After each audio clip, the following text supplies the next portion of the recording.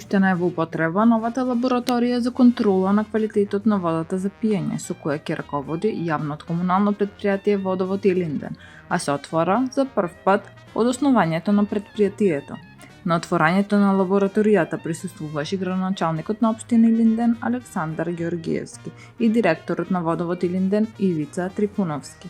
Градоначалникот истакна дека лабораторијата е опремена со најсовремена апаратура и технологија за анализирање на физичко-хемиските параметри на водата, како и контрола на микробиолошките параметри дефинирани во Правилникот за безбедност на вода за пиење, донесен од Агенцијата за храна и ветеринарство.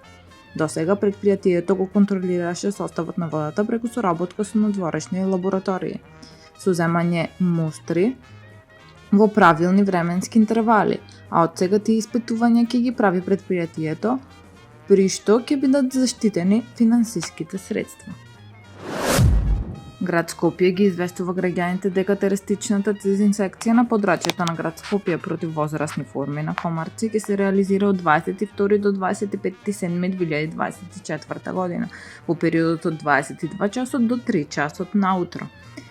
Доколку временските услови не го дозволуваат вршењето на дезинсекцијата, истата ќе се изврши првиот нареден ден кога временските услови ќе бидат поволни во ист термин, информираат од град Скопје. По неколку децении се решава еден од најголемите проблеми за жителите во Ново село.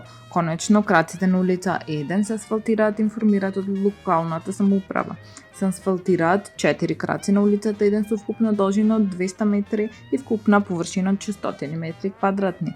На 3 краци се поставени бекатон плочи, а на еден крак е поставен асфалт. Со ова се решава деценијски проблем на жителите од Ново село и се возможува достоинствени услови за пристап до нивните домови, според градоначалникот Тојковски. Оваа динамика на асфалтирање не е видена досега за еден мандат. Од 4 години ќе асфалтираме како за 15 години наназад, вели првиот човек на општина Бутел Дарко Костовски за градежната офанзива во оваа скопска општина. По неколку децении целосно ќе се реконструираат неколку големи клучни сообраќајници во општина Бутел. Времето во Скопје во следните неколку денови во попладневните и вечерните часови ќе биде нестабилно со пороен дожд и грмежи. Во делови од котлината ќе има поинтензивни процеси со пороен дожд, силен ветер и локална појава на град.